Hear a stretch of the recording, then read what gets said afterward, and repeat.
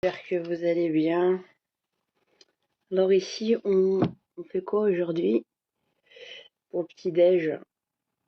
Pour le petit-déj, le khir Rabbi. Regardez ce que Dieu nous donne. Subhanahu wa ta'ala.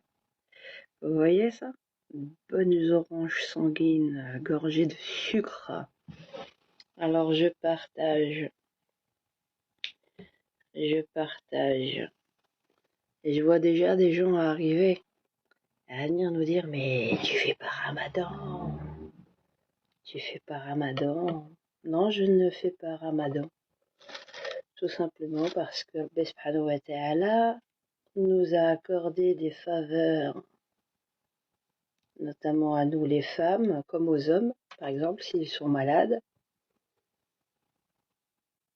Ça fait partie aussi de l'éducation des musulmans et de ceux qui ne seraient pas musulmans pour connaître, justement, quand on parle de Ramadan, et d'arrêter de laisser les rigoristes, entre guillemets, pour certains musulmans, faire de l'inquisition. L'inquisition chez les gens qui jeûnent ou non, parce que c'est pas du tout islamique. Vous voyez, ce qui est islamique, c'est de connaître bien notre religion. Et donc, je vous partage les bienfaits de notre religion en pressant de belles oranges sanguines, n'est-ce pas? On va, Inch'Allah, déguster les privilégiés, nous les femmes. Parce que par exemple, hier, j'étais au sommet, 7e sommet citoyen. Je voulais faire un grand remerciement à Nicolas, vraiment pour nous avoir organisé ça avec tous les autres. Un sommet citoyen très qualitatif, avec des invités qualitatifs. On s'en est pris plein la tronche. On a appris plein de choses. Vraiment, c'était de la balle. Moi, j'ai été là pas pour les 2 jours. Je suis venue hier, dimanche, et j'ai pas été déçue, mais vraiment, c'est avec de belles personnes. Vraiment, c'était magnifique. Et je te remercie beaucoup, Nicolas, ainsi que tous les autres, tous ceux qui ont été autour de toi pour t'aider à réaliser cette merveille de sommet citoyen. Il y avait que des gens magnifiques, donc on avait quand même le directeur et chercheur au CNRS qui nous expliquait tout ce qui est par rapport donc à la crise sanitaire Covid et les vaccins. Un jeune Léo, j'ai pas retenu son nom en entier, mais je vous publierai l'affiche du sommet citoyen pour voir les personnes. Et quand la vidéo intégrale de Nicolas sera totalement prête, je vous renverrai vraiment vers les personnes qui ont écrit vraiment du qualitatif, Mercier, tous les autres. Mais vraiment, waouh, on a bien fait de pas de se faire injecter, quoi. Et on nous traitait de complotistes. Et ce sont des sommités qui viennent et qui parlent. Et ça, voilà, quoi. Donc c'était vraiment pour dire, on a appris beaucoup de choses. Puis on a créé du lien, c'était très convivial, vraiment, c'était... Et là, je vous partage les bienfaits de l'orange sanguine. Bismillah. Oh là là là. Bon, ça c'est bon pour la santé, ça. Ça c'est bon pour la santé. Merci mon Dieu pour les croyants que nous sommes. Voilà. Ah, je vois déjà des commentaires arriver. Tu fais pas Ramadan. Elle fait ça devant les gens quand même. Donne-moi le délil. Ta preuve que je devrais rougir de profiter des bienfaits de mon Seigneur. La religion, C'est quelque chose de personnel et en même temps de commun. Mais de commun, pas au point de faire de l'inquisition sur d'autres. Parce que, soi-disant, ce serait soi-disant vu comme un manque de respect. Qui a dit ça? Qui a dit ça? Alors que Rabbi subhanahu wa ta'ala, il t'a donné toutes les facilités. Qui t'a dit ça? Qui a dit ça? Que si moi je devais boire ça devant toi, ça serait un manque de respect à ta religion ou au fait que toi, tu fasses le jeûne. C'est une facilité de notre Seigneur. Alors, sous prétexte que je serais musulmane comme toi, je devrais pas le faire. Ok? Dans une moindre mesure, je peux m'abstenir, mais de ma volonté propre. Mais en aucun cas, si moi je veux boire, je dois m'excuser devant toi. Puisque c'est une facilité de Dieu, d'Allah, de notre Seigneur. D'ailleurs, ça devrait même pas te perturber. Parce qu'à longueur de journée, on cuisine dans les cuisines et vous sentez, mais vous allez pas dire, ah non, c'est pas bien, hein, faut pas que tu cuisines. Hein. Parce que tu sais que tu vas manger après. Donc c'est de la bêtise pure et dure. Et c'est mal connaître notre religion.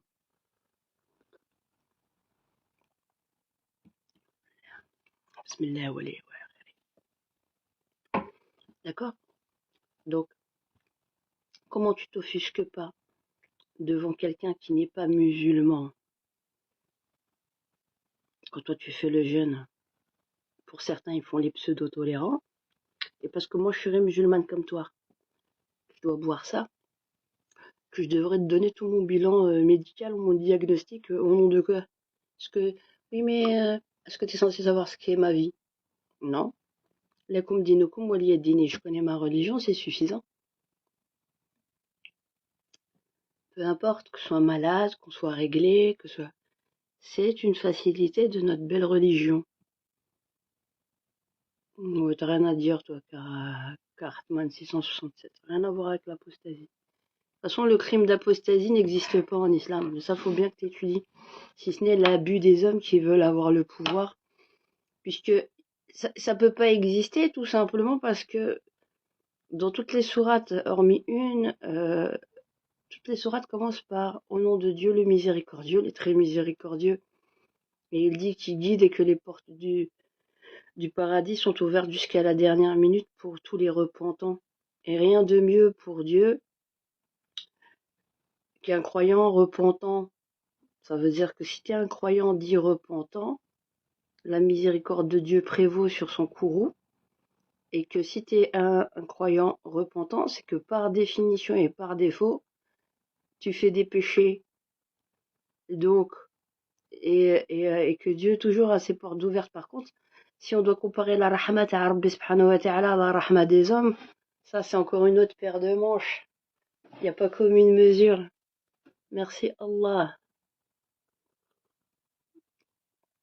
Quel buzz? Je cherche le buzz. Non. Je te fais de l'éducation populaire islamique. C'est ça que t'as pas compris, ma petite.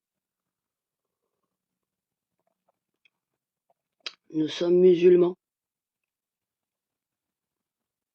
Et notre belle religion, faut la prendre dans son entièreté.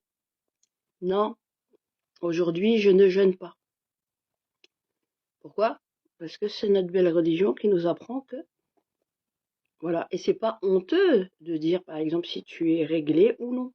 Ça fait partie de notre religion. Alors pourquoi c'est complexe pour rien? Je te provoque en quoi, Fleur 89? C'est mal connaître notre religion, vraiment.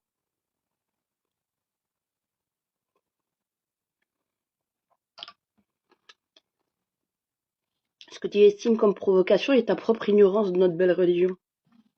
T'entends? Ce que tu estimes comme provocation, au nom de quoi je te provoque?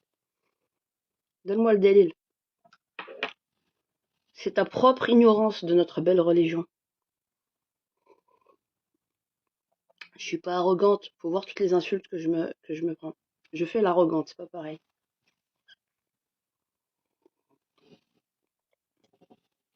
Je fais l'arrogante face à ceux qui croient et qui croient et qui sont beaucoup plus arrogants à croire tout connaître pour se faire tous donneurs de leçons aux autres qui voient les choses différemment d'eux.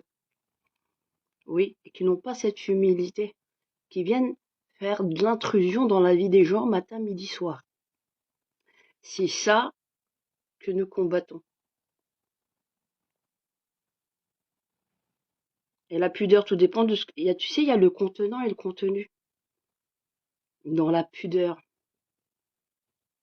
la vraie pudeur qu'on devrait avoir déjà parmi beaucoup de musulmans, c'est d'oser dire pour certaines choses qu'on ne sait pas.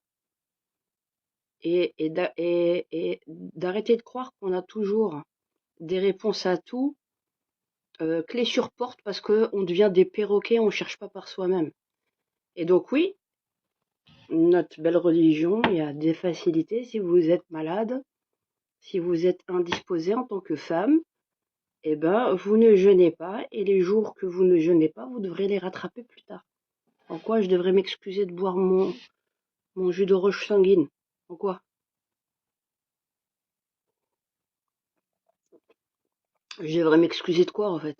De ce que m'a accordé Allah. C'est-à-dire que toi, tu crois que t'es mieux, t'es au-dessus d'Allah, quoi. L'enseignement de Rabbi subhanahu wa ta'ala, il t'a donné plein de facilités. Et toi, tu me dis, t'es en train de me provoquer. Alors qu'Allah, il m'a dit, ouais, tu peux ne pas jeûner, puisque voilà, voilà. Au nom de quoi, je devrais rougir de toi?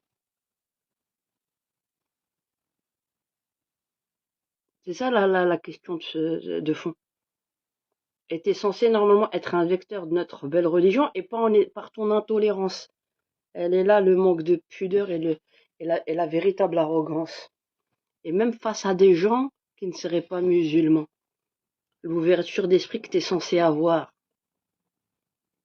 Donc imagine quelqu'un qui est dans la rue. Pourquoi j'ai donné cet exemple? Je dis, ouais, je vais me prendre mon petit déj là. J'ai dit, je vais le faire devant la vidéo, 2 en 1. Et on va retirer des leçons. On va retirer des leçons. Pas parce que je m'estime au-dessus des gens. C'est parce que pour ceux qui connaissent notre religion, ils savent pertinemment que, voilà, et il faut le rappeler, tout simplement. Mais oui, The Good Way, vous êtes égaré. Eh ben, ça m'arrange d'être égaré dans ton chemin. Inch'Allah, Rabbi ya'tina al-tariq al-mustaqim, comme on le demande à chaque fois dans nos prières. Non, je suis pas du tout chiite. Mais non, non, non, je suis pas chiite. Je m'expose. Dis-moi, toi. Exposé, dis-moi. Qui a dit ça? C'est le fiqh des hommes qui parle. C'est pas Dieu qui parle. Avant de me dire que je m'expose, est-ce que tu connais le nom de toutes nos savantes musulmanes qui ont enseigné aux plus grands érudits musulmans avant de me dire que je m'expose? Alors, c'est-à-dire les femmes érudites qui ont enseigné l'islam, même dans la mosquée de Médina, à des hommes et pas à des petits chichouens, des petits garçons, elles étaient en train de s'exposer devant les hommes. Hein? Elles leur donnaient des ijazas en s'exposant devant les hommes. Explique-moi ça. À l'intérieur de la mosquée de Médina Nouara. Voilà, je finis à Ariana. Il y a un problème de géolocalisation anatomique. Faut que tu repasses des cours de biologie, mec. Hein. Allez que je m'expose. Je m'expose. Zama, quand tu vas à Carrefour, tu t'exposes pas. Quand je vais faire mes courses. Il n'y a pas plein de gens qui te voient. Quand tu vas faire le marché. Qui t'a le mec là, t'es bien. Et quand t'es sur internet et que tu penses, comme t'as dit Dieu, Iqra. Apparemment, Rabbi il a dit Iqra, mais qu'aux hommes. Mais chez moi, ils disent Iqra. Et quand ça les arrange, oui, mais le madrasa. C'est le madrasa que pour les tchitchouens. Et quand les hommes, c'est eux qui font les professeurs. C'est le monde à l'envers. Hein. Ça, c'est votre misogynie. C'est la religion de Houbel que vous suivez. Houbel, Manat et Huzza. C'est pas l'islam ta Rasulallah sallallahu alayhi wa sallam. Les rebelles, les rebellistes, je les appelle. Rebelles! Des rebelles! Alhamdoulilah.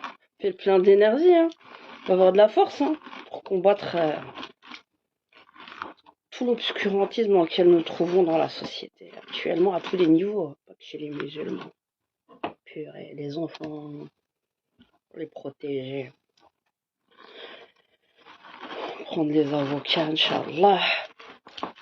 On va laver notre honneur. Fallait que tu t'exposes.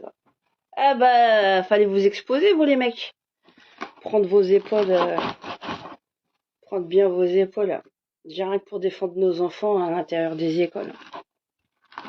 Contre les programmes. Vous étiez où, vous faites pendant 10 ans? Sans regarder vos matchs de football. Qui vous abrutissent plus qu'autre chose. Yak. Fallait que tu t'exposes. Là. Et tellement que c'est des habsen, ils croient que quand tu te montres sur internet, là, tu parles de plein de sujets, c'est pour aller chercher un mari. Habsen, ils croient que le monde tourne qu'autour d'eux.